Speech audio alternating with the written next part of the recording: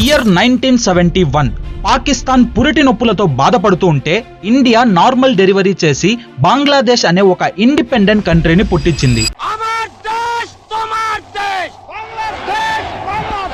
ఈ బంగ్లాదేశ్ ని 1971 నుంచి Awami league party or BNP అంటే బంగ్లాదేశ్ నేషనలిస్ట్ పార్టీ రూల్ చేసుకుంటూ వచ్చాయి. అప్పుడప్పుడు బంగ్లాదేశ్ మిలిటరీ కంట్రోల్లో కూడా ఉనింది. ప్రత్యేకంగా మనం మాట్లాడుకోవాల్సింది ఒక వ్యక్తి గురించి. ఆ వ్యక్తి పేరు ఫాదర్ ఆఫ్ ద బంగ్లాదేశ్ అని పిలువబడే షేక్ ముజీబుర్ రెహమాన్ గారి కూతురు షేక్ హసీనా. ఈమె అవామీ లీగ్ పార్టీకి చెందిన వ్యక్తి. 2009 నుంచి 2024 వరకు బంగ్లాదేశ్ ని షేక్ హసీనానే రూల్ చేసింది. ఈమెను బంగ్లాదేశ్ కి లాంగెస్ట్ సర్వింగ్ ప్రైమ్ మినిస్టర్ అని కూడా అంటారు. 2024 ఎలక్షన్స్ లో కూడా షేక్ హసీనానే గెలిచింది. దాని తరువాత హసీనా ఒక పెద్ద తప్పు చేసింది. బంగ్లాదేశ్ లో జాబ్స్ కోసం వెతుకుతున్న ప్రతి స్టూడెంట్ కి అస్సలు నచ్చని ఒక సిస్టమ్ ని రీఇంట్రడ్యూస్ చేసింది. ఆ సిస్టమ్ పేరే కోటా రిజర్వేషన్ సిస్టమ్. దీని వల్ల స్టూడెంట్స్ లో కోపం పెరిగింది. బికాస్ షేక్ హసీనా యొక్క అవామీ లీగ్ పార్టీకి మద్దతుగా ఉండే వాళ్లకు మాత్రమే ఈ కోటా సిస్టమ్ ఎక్కువ జాబ్స్ కల్పిస్తుంది అని, నార్మల్ స్టూడెంట్స్ యొక్క కష్టాన్ని హసీనా దోచేసుకుంటుంది అన్న భయం వాళ్ళలో పెరిగింది.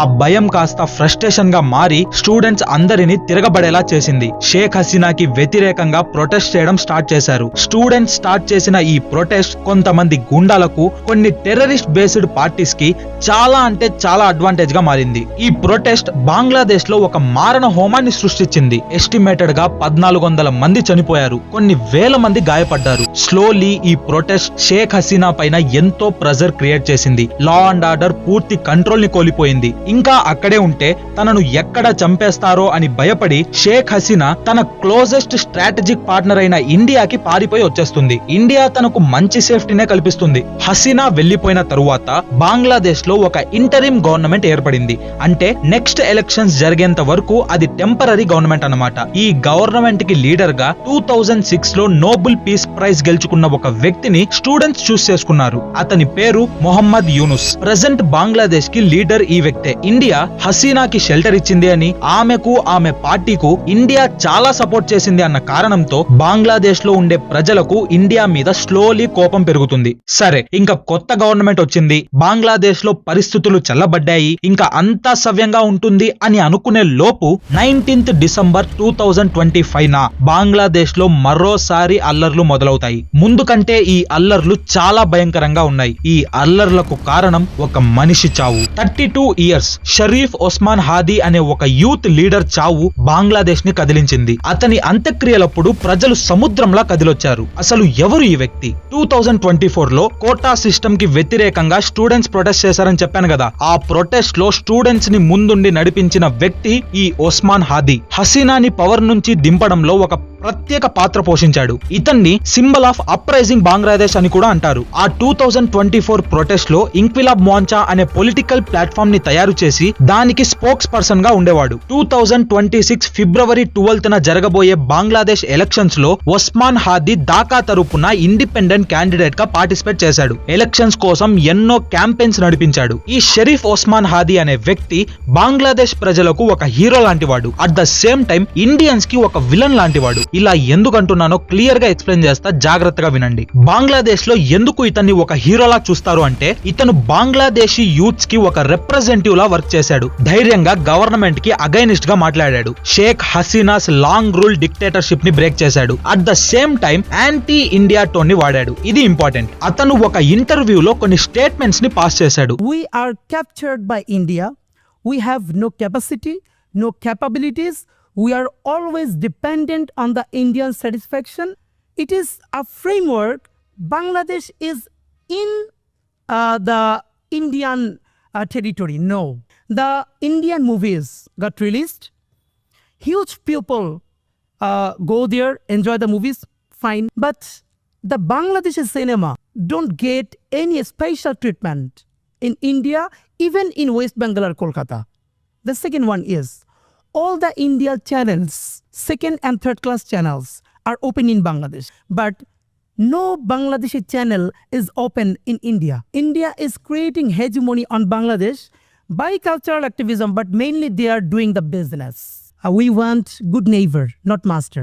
ఇవి ఇంటర్వ్యూలో అతని మాటలు. ఈ విధంగా అతను ఇండియాకి అగైనిస్ట్ గా మాట్లాడినందుకు బంగ్లాదేశ్ దృష్టిలో ఒక హీరో అయ్యాడు. ఇప్పుడు ఉస్మాన్ హాదీని కొంతమంది ఇండియాలో ఎందుకు విలన్ లా చూస్తారు అంటే అతను మాట్లాడిన యాంటీ ఇండియా టోన్ లో ప్రాక్టికల్ లాంగ్వేజ్ ని యూజ్ చేయకుండా ఎమోషనల్ లాంగ్వేజ్ ని యూజ్ చేశాడు. ఇండియా బంగ్లాదేశ్ ని కంట్రోల్ చేస్తుంది, మేము మెంటల్లీ స్లేవ్స్ లా ఉన్నాము అని ఎమోషనల్ డైలాగ్స్ వాడాడు. బట్ ఎలాంటి పాలసీస్ గురించి గానీ, ట్రీటీ నేమ్స్ గానీ ఆర్ ఎనీ లీగల్ ఆర్గ్యుమెంట్స్ చేయలేదు. సో ప్రాక్టికల్ లాంగ్వేజ్ ని యూస్ చేయలేదు. ఫ్యాక్ట్స్ తో కాకుండా ఎమోషన్స్ తో మాట్లాడితే మనుషుల్లో కోపం ఈజీగా పెరుగుతుంది. ఒక లీడర్ కి యాక్టివిస్ట్ కి ఉన్న తేడా అదే కదా. క్యాలిక్యులేటెడ్ గా, స్టెబిలైజ్ గా, స్ట్రాటజిక్ గా మాట్లాడేవాడు లీడర్, ఎమోషనల్ గా ప్రొవోక్ చేస్తూ మాట్లాడేవాడు activist. So Osman Hadi leader కి తక్కువ, యాక్టివిస్ట్ కి ఎక్కువ అని కొంతమంది ఉద్దేశం. ఇతని గురించి మీ ఒపీనియన్ ఏంటో కమెంట్ సెక్షన్ లో ఖచ్చితంగా చెప్పండి. ఇంకో విషయం ఏమిటంటే ఇండియాకి నార్త్ ఈస్ట్ లో మనకు 7 సెన్సిటివ్ స్టేట్స్ ఉన్నాయి. వాటిని మనం ఇండియా 7 సిస్టర్స్ అని అంటాము.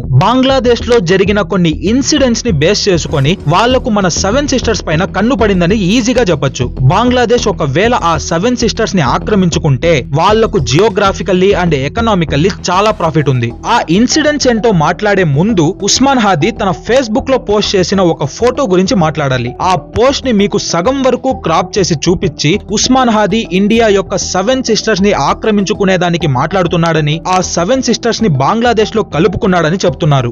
బట్ ఆ ఫుల్ పోస్ట్ ని మనం జాగ్రత్తగా చూస్తే అదొక టాక్ ప్రోగ్రామ్ కి చేసిన ప్రమోషనల్ పోస్టర్. ఆ పోస్టర్ లో ఉన్న టెక్స్ట్ యొక్క లాంగ్వేజ్ ని మార్చి చూస్తే అక్కడ డిస్కషన్ జరిగేది బంగ్లాదేశ్ అండ్ బెంగాలీస్ యొక్క బిగినింగ్ స్టోరీ గురించి, వాళ్ళ హిస్టరీ అండ్ ఐడెంటిటీ డిస్కషన్ గురించి. ఈ పోస్టర్ లో లేదా ఆ మ్యాప్ లో 7 సిస్టర్ బిలాంగ్ టు బంగ్లాదేశ్ అని, అతను 7 సిస్టర్స్ ని కోరుతున్నాడని ఎక్కడా లేదు. ఎలాంటి బార్డర్స్ గురించి, ఓనర్షిప్ గురించి మెన్షన్ చేయలేదు. అను ఆ పోస్టర్ లో యూస్ చేసిన మ్యాప్ అనేది టెరిటోరియల్ ఆర్ పొలిటికల్ మ్యాప్ కాదు, ఇదొక కల్చరల్ మ్యాప్. ఇప్పుడు మన అఖండ్ భారత్ మ్యాప్ తీసుకోండి, ఇది మన కల్చర్ ని రిప్రజెంట్ చేస్తుంది, బట్ ఇది మన పొలిటికల్ మ్యాప్ కాదు. సో ఈ విధంగా ఉస్మాన్ హాదీ కూడా ఒక కల్చరల్ మ్యాప్ ని యూస్ చేశాడు. ఇదే కాదు, ఉస్మాన్ హాదీ ఇండియా 7 సిస్టర్ గురించి ఎక్కడా మాట్లాడలేదు, ఎలాంటి ప్రో యాక్టివ్ స్టేట్మెంట్స్ కూడా అతను చేయలేదు. బట్ ప్రస్తుతం బంగ్లాదేశ్ లో ఉండే ఇంటరిమ్ గవర్నమెంట్ కి లీడర్ అయిన మొహమ్మద్ యూనుస్ చైనాని విజిట్ చేసినప్పుడు ఇండియాస్ నార్త్ ఈస్టర్న్ స్టేట్స్ ఒక ల్యాండ్ లాక్డ్ రీజియన్ అని, వాటికి మరియు అక్కడున్న సముద్రానికి ఎలాంటి డైరెక్ట్ యాక్సెస్ లేదని,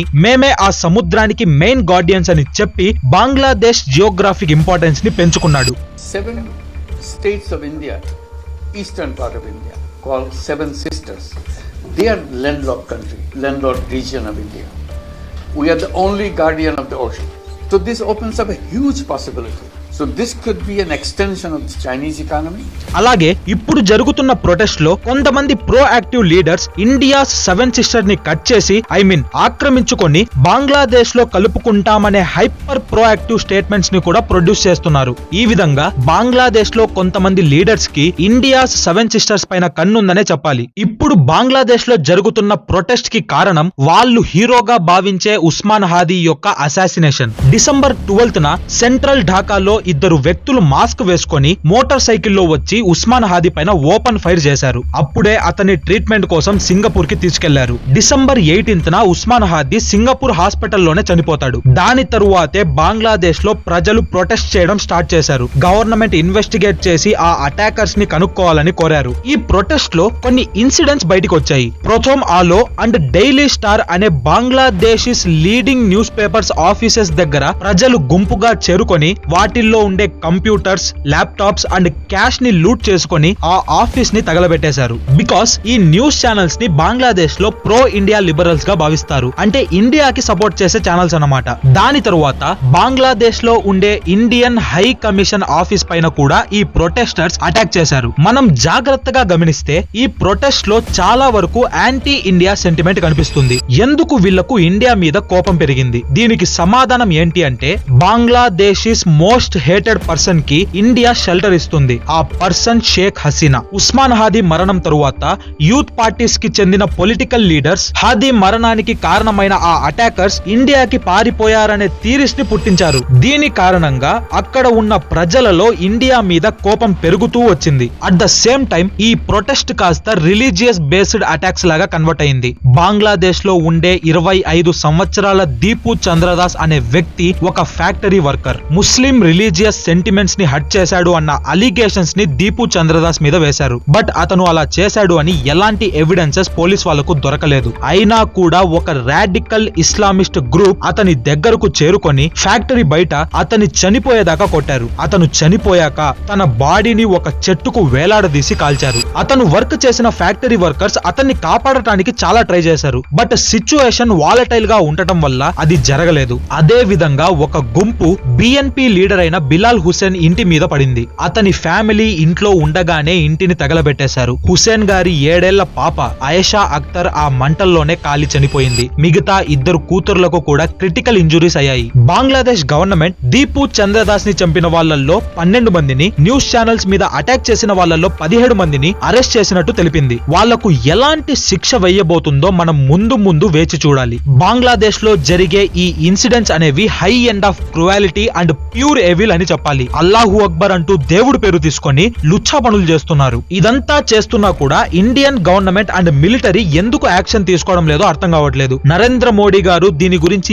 ఎలాంటి ట్వీట్ కూడా చేయలేదు. దొరికింది ఛాన్స్ అంటూ సోషల్ మీడియాలో హేట్రేట్ పెంచే వాళ్ళను చూశాను. బంగ్లాదేశ్ లో జరుగుతున్న ఇన్సిడెంట్స్ ని సీరియస్ గా కండెమ్ చేసిన వాళ్ళను కూడా చూశాను. మా హిందూస్ కి ఏమన్నా అయితే ఎవ్వరూ పట్టించుకోరు. అదే ఎక్కడో గాజాలో ఇజ్రాయిల్ ముస్లిం పిల్లలను చంపితే ప్రతి ఒక్కరూ ఇండియాలో ప్రొటెస్టులు చేస్తారు అన్న వాళ్ళను చూశాను. బంగ్లాదేశ్ లో దీపు చంద్రదాస్ గారి పైన జరిగిన ఇన్సిడెంట్ ని మైండ్ లో పెట్టుకొని ఇజ్రాయిల్ గాజాలో చేస్తున్న జెనోసైడ్ పర్ఫెక్ట్లీ కరెక్ట్ అన్న మాటలను కూడా విన్నాను. ఈ విధంగా social media different types of emotions తో నిండిపోయింది. బట్ నేనైతే నిజంగా చాలా హ్యాపీగా ఫీల్ అయ్యాను. ఎందుకంటే ఇండియాలో చాలా మంది youth and content creators irrespective of religion Deepu Chandradas గారికి జరిగిన అన్యాయం పైన వాయిస్ రైజ్ చేశారు. పవన్ కళ్యాణ్ గారు, Congress MPs, BJP MPs and some Hindu influencers కూడా రియాక్ట్ అయ్యారు. ఒక హిందూగా ఈ విషయం తెలిసినప్పటి నుంచి రక్తం మరుగుతుంది భయ్యా. అనుకుంటున్నాము మన హిందూస్ చచ్చిపోతుంటే రియాక్ట్ అవ్వదు గవర్నమెంట్. గేట్ ఓపెన్ చేయాలని లోపల నిలిపి సాటి సనాతని అర్థనాదాలు వినపడలేదా సమాధి కంటే?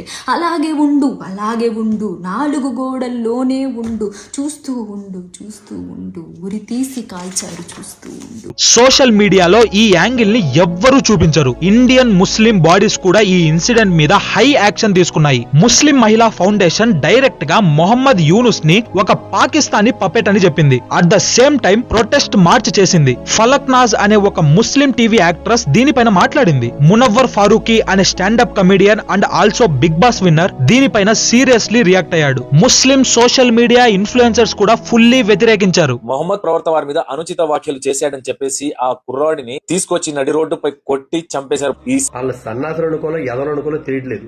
మీరు ఇస్లాం కి తెచ్చే మంచి ఏం లేదు కానీ ఇస్లాం మీద మాత్రం పెద్ద మచ్చ అయితే మీ వల్ల ఏర్పడుతుంది. మీ ప్రవర్తన ఇంత చండాలంగా ఉండి మీరు మొహమ్మద్ ప్రవక్త గారి ప్రేమికులని చెప్పుకోవడం బుద్ధి లేకపోతే. ఈ ఖబర్ సున్కర్ దిల్ జఖ్మీ హో గయా దోస్త్.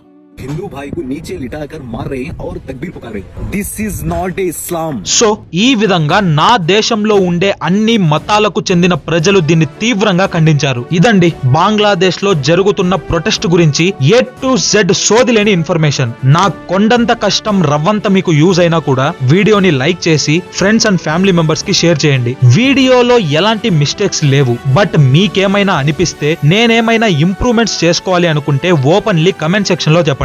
మన ఛానల్లో ఇలాంటి ఇన్ఫర్మేటివ్ వీడియోస్ వస్తూనే ఉంటాయి. సో తప్పకుండా సబ్స్క్రైబ్ చేసుకోండి. నెక్స్ట్ వీడియోలో మళ్ళీ కలుద్దాం. జై హింద్.